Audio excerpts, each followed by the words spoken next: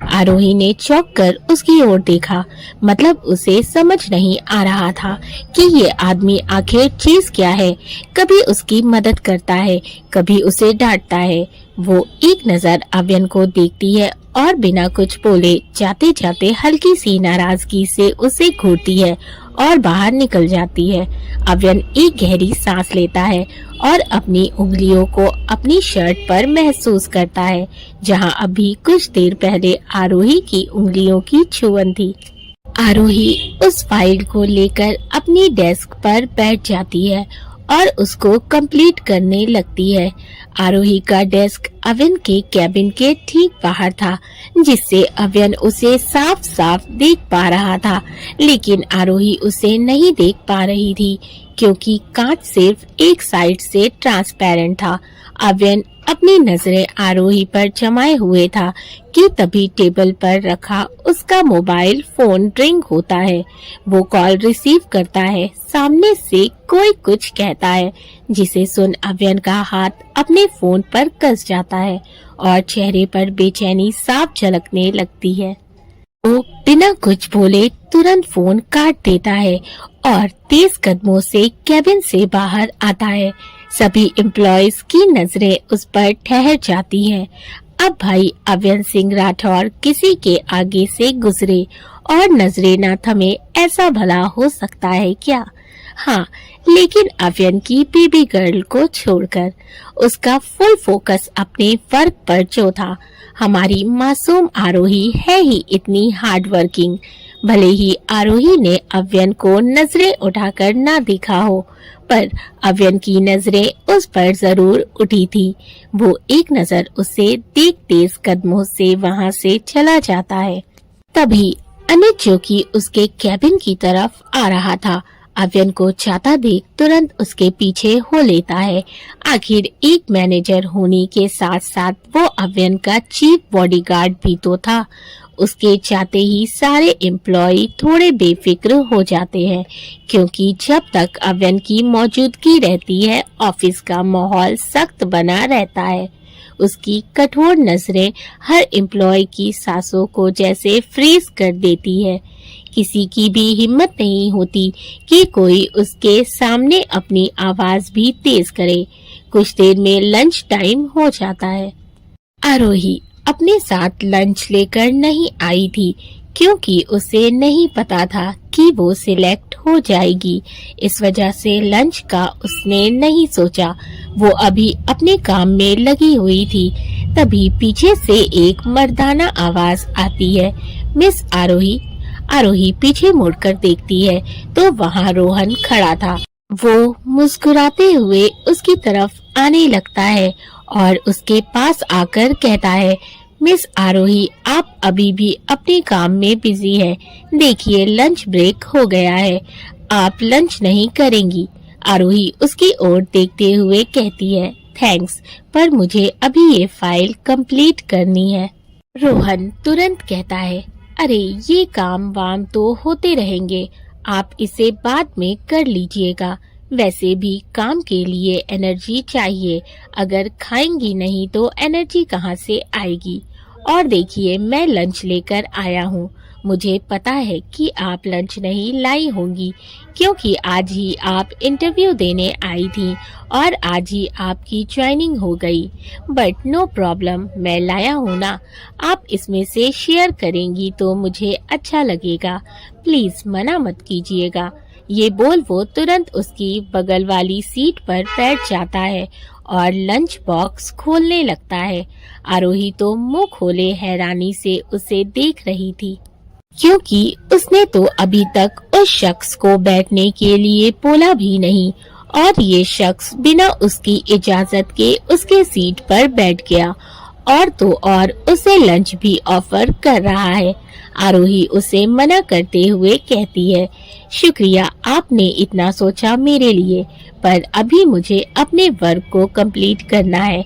रोहन कुछ बोलता उससे पहले ही 3 लड़के उन दोनों के पास आते हैं और रोहन से कहते हैं, अरे रोहन, तुम यहाँ हो, लंच नहीं करना?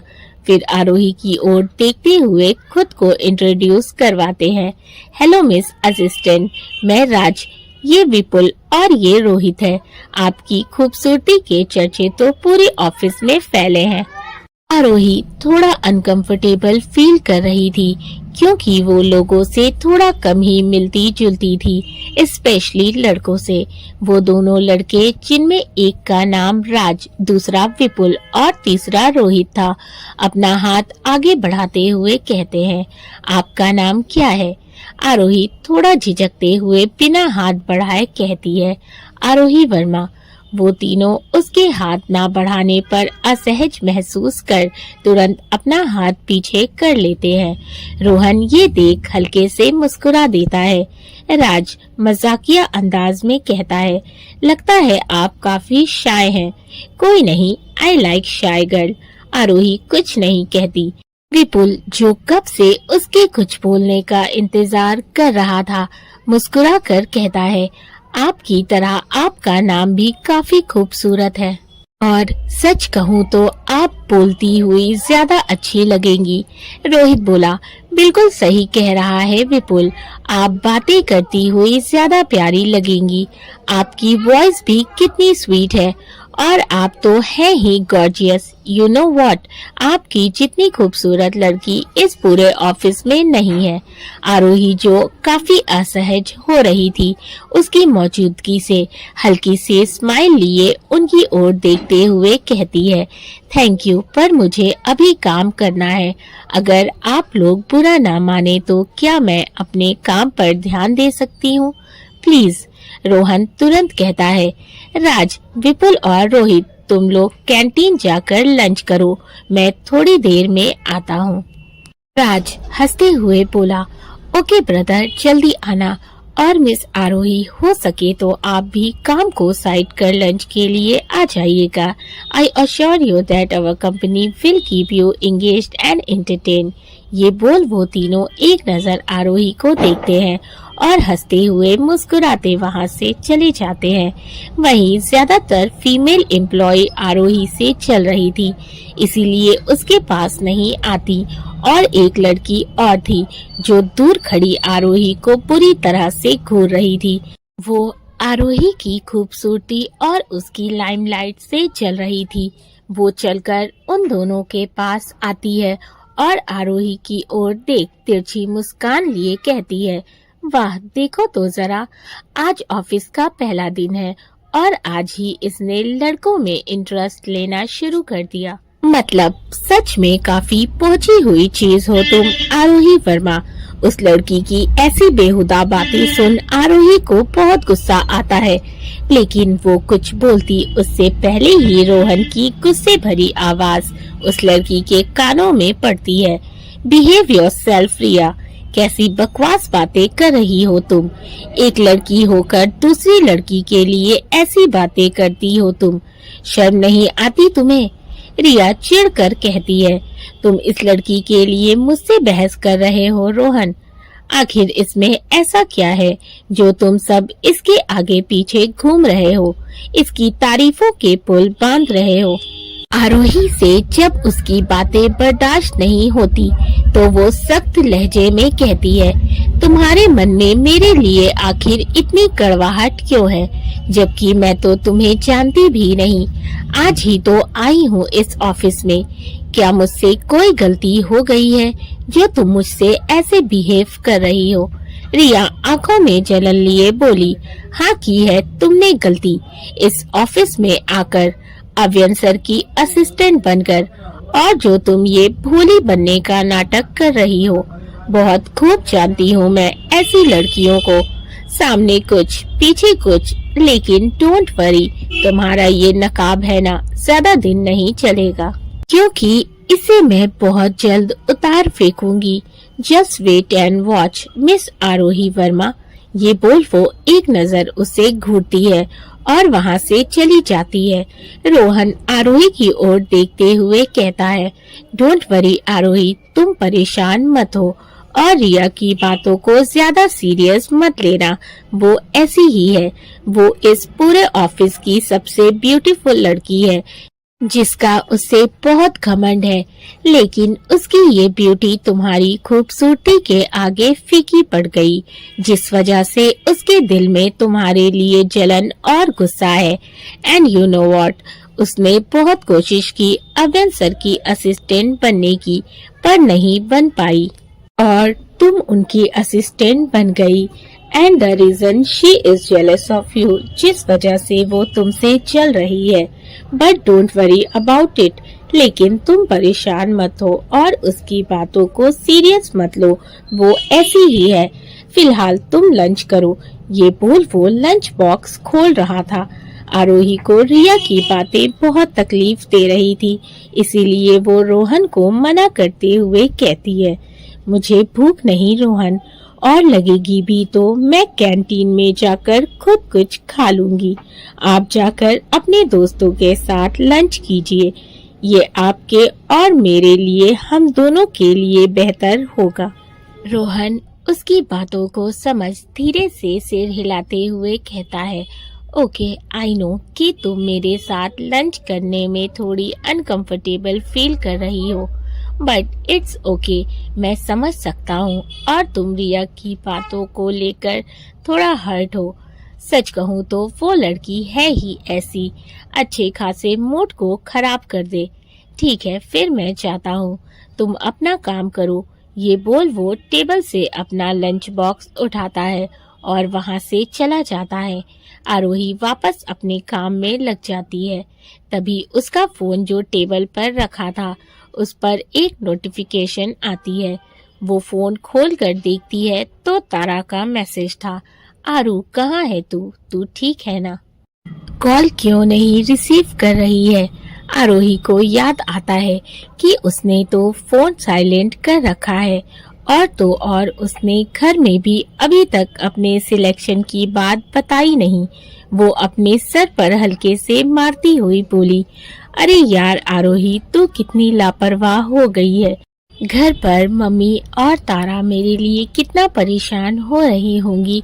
उफ, मैं कैसे भूल गई उन्हें बताना। मैं सच में बहुत भुलक्कड़ हो गई हूँ। मुझे अभी उन्हें कॉल करना होगा। ये बोल वो तुरंत फोन साइलेंट से हटाती है और कॉल करती है। इधर दूसरी तरफ शहर का सबसे बड़ा और फेमस हॉस्पिटल का एक वार्ड, जहां अवन पॉकेट में हाथ डाले सख्त अंदाज में बिल्कुल शांत खड़ा अनय को एकटक घूर रहा था। वहीं अनय सामने बेड पर डर से नजरें झुकाए बैठा था। उसके सिर पर पट्टी बंधी थी, होठों के पास हल्की चोट थी और पैर में भी हल्की सूजन थी। डॉक्टर ने अपनी स्टेथोस्कोप हटाई और फाइल बंद करते हुए हल्की मुस्कान के साथ कहा, आपको परेशान होने की जरूरत नहीं है मिस्टर राठौर। चोट ज्यादा गहरी नहीं है। हमने कुछ दवाइयाँ लिख दी हैं जो जल्दी रिकवरी में मदद करेगी। हम डिस्चार्ज पेपर तैयार करवा रहे हैं। ये बोल वो वहाँ से चले जाते हैं। अव्यन अनुज की ओर देखता है, जो एक साइड खामोशी से खड़ा था। अव्यन गहरी आवाज में कहता है, अनुज, अनय को कार में बैठाओ, मैं आता हूँ। अनुज धीरे से सिर हिलाता है और अनय की ओर बढ़ जाता है। अनय नजर उठाकर अव्यन की ओर देखता है। वो दिल ही दिल में बहुत खुश था कि उसका बड़ा भाई इस वक्त उसके पास उसके साथ है। यहाँ तक कि अनय को हॉस्पिटल लाने वाला भी अव्यन ही था, लेकिन थोड़ा मायूस भी था क्योंकि अभी तक अव्यन ने उससे उसकी खैरियत नहीं पूछी थी। लेकिन अनय ये भी जानता था कि अव्यन का नेचर ऐसा ही है, इसीलिए वो अपने ख्याल को झटक देता है। अव्यन एक हल्की नजर अनय पर डालता है, फिर वार्ड से बाहर निकल जाता है। अनुज की मदद से अनय धीरे से उठकर खड़ा होता है। अनुज उसे सहारा देकर वार्ड से बाहर लेकर आता है, जबकि अव्यन डॉक्टर के केबिन में आता है और चेयर पर बैठते हुए अपने दोनों हाथों को टेबल पर रख सीरियस टोन में कहता है, doctor, is Anay okay? The injury isn't too deep is it? Doctor, Anay ठीक है, चोट ज्यादा गहरी तो नहीं है ना? डॉक्टर हल्की मुस्कान लिए कहते हैं, yes mister Rathore, he is definitely fine, there is no need to for you to worry. हाँ मिस्टर राठौर, वो बिल्कुल ठीक है, आपको चिंता करने की कोई ज़रूरत नहीं है, बस थोड़ी देखभाल और आराम की ज़रूरत है। और फिर मैंने जो दवाइयाँ लिखी हैं उनसे वो जल्दी रिकवर हो जाएंगे, तो आप फिक्र मत कीजिए। आप बस इस फॉर्म पर साइन कर दीजिए, जिससे आप जल्दी मिस्टर अनय को घर लेकर जा सकते हैं। फैन के चेहरे पर इस वक्त एक सख्ती थी, लेकिन दिल ही दिल में अनय के लिए फिक्र भी थी। वो उस फॉर्म पर साइन कर देता है और अपना ब्लेजर ठीक करते हुए कैबिन से बाहर निकल जाता है। शाम हो रही थी। हॉस्पिटल की स्ट्रीट लाइट हल्की रोशनी बिखेर रही थी। पार्किंग में कार खड़ी थी। अनय उसमें बैठ चुका था। अव्यन हॉस्पिटल से बाहर आता है और धीमे कदमों से कार की ओर बढ़ता है। वो कार का दरवाजा खोलता है, तभी अनय की धीमी आवाज आती है, आप मुझसे नाराज हैं भाई। रात ठंडी थी। हॉस्पिटल की स्ट्रीट लाइट हल्की रोशनी बिखेर रही थी। पार्किंग में गाड़ी खड़ी थी और अनय उसमें बैठ चुका था। स्ट्रीट लाइट के हल्के उजाले में उसकी आंखों की मासूमियत और भी साफ दिख रही थी। अव्यन धीमे कदमों से कार की तरफ आता है। जैसे ही उसने दरवाजा खोला, अनय ने हौले से कहा, भाई आप नाराज हैं ना मुझसे? अव्यन का हाथ दरवाजे की पकड़ पर जरा सा टाइट हुआ, लेकिन फिर उसने बिना अनय की तरफ देखे कार में बैठते हुए सख्त लहजे में कहा, बैठे रहो चुपचाप, फालतू बातें मत करो। अनय अव्यन के बगल वाली सीट पर बैठा हुआ था, वहीं अनुज पैसेंजर सीट पर पीछे बैठा था। अव्यन जैसे ही कार स्टार्ट करता है, ठीक उसी पल उसकी नजर अनय के हाथ पर पड़ी, जो अब भी हल्का कांप रहा था। उसने बिना कुछ कहे गियर बदला और फिर अपनी जैकेट की पॉकेट से चुपचाप एक चॉकलेट निकालकर डैशबोर्ड पर रख दी। अनय एक पल के लिए चौंक कर उसे देखता है। उसकी आंखें अव्यन से जवाब मांग रही थी। शायद ये इस वजह से था कि अव्यन ने कभी उसकी परवाह सामने से नहीं की थी। हाँ, वो जरूर उसकी फिक्र करता था, पर हक से नहीं।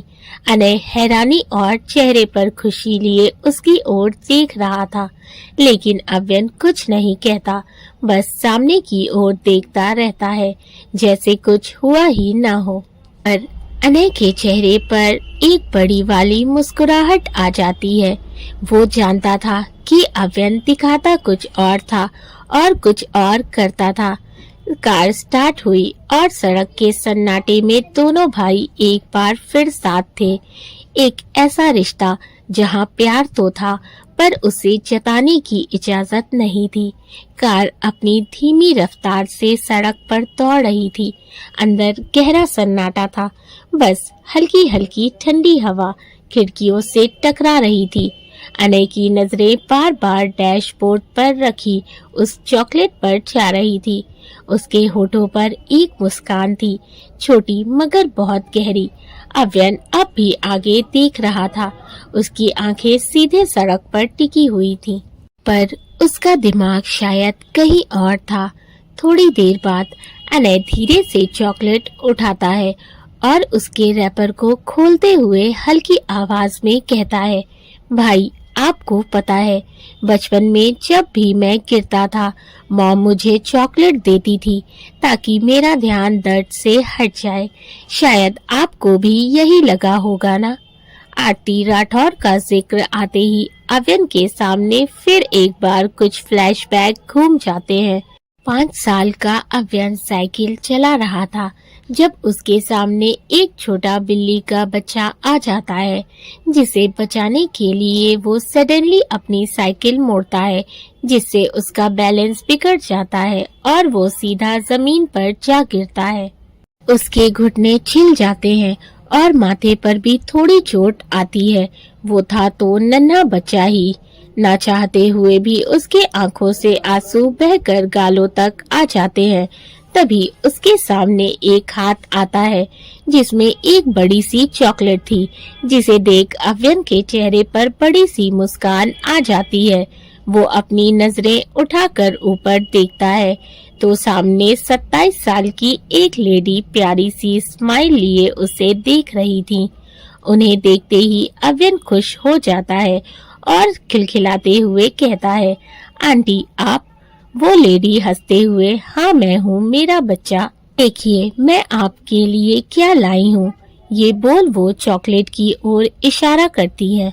अव्यन अपनी प्यारी सी आवाज में कहता है, आप ये चॉकलेट मेरे लिए लाई हैं? वो लेडी जो और कोई नहीं आरती थी, मुस्कुराते हुए उसे तुरंत गोद में ले लेती है और उसके गालों को चूमते हुए कहती है, बिल्कुल मेरा बच्चा, ये चॉकलेट मैं अपने प्यारे से क्यूट से अव्यन बेबी के लिए लाई हूँ। ये सुन अव्यन तुरंत उनके हाथ से वो चॉकलेट ले लेता है और उसके रैपर को खोल खाने लगता है। इस बीच वो अपनी चोट को पूरी तरह से भूल चुका था, जिसे देखते हुए आरती तुरंत उसके सर और पैर पर बैंडेज कर देती है।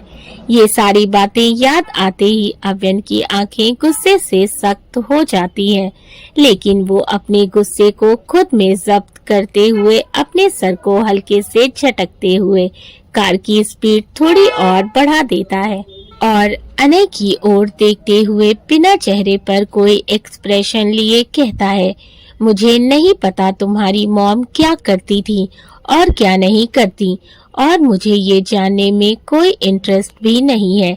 अनय हल्की मायूसी लिए बोला, वो आपकी भी मॉम है भाई, वो हम दोनों से बहुत प्यार करती हैं। मॉम आपको बहुत याद करती हैं भाई। उसकी बातें सुन अव्यन इस बार जरा तेज आवाज में चिढ़कर कहता है, शट अप अनय, मुझे कुछ नहीं सुनना उनके बारे में। And I am telling you again, she is not my mother and you are not my brother. Did you get it? और मैं ये एक बार फिर से तुम्हें कह रहा हूँ कि वो मेरी माँ नहीं है और न ही तुम मेरे भाई। समझ आया तुम्हें? So just sit quietly and don't overthink it. तो चुप करके बैठो, ज्यादा दिमाग मत लगाओ। उसकी आवाज सख्त थी, जिससे अनय की आंखें हल्की सी नम हो गई थी। वो कुछ नहीं कहता, बस खामोशी से विंडो की ओर मुंह करके बैठ जाता है। अनुज चुपचाप पीछे बैठा दोनों भाइयों की नोक-झोंक को देख रहा था। वो अपने बॉस के सख्त मिजाज को भी जानता था और अनय के सॉफ्ट नेचर से भी वाकिफ था। फिलहाल वो चुप रहने में ही भलाई समझता है। अनय को यूं खामोश देख अव्यन को ये अंदाजा हो गया था कि उसने शायद उसे कुछ ज्यादा ही बोल दिया है। वो अपने लहजे में थोड़ी नरमी लाते हुए उसकी ओर देखकर कहता है, मैंने ये चॉकलेट तुम्हें देखने के लिए नहीं, खाने के लिए दी है। अगर अब तुमने इसे नहीं खाया तो फिर मैं इसे वापस रख लूंगा या फिर अनुज को दे दूंगा।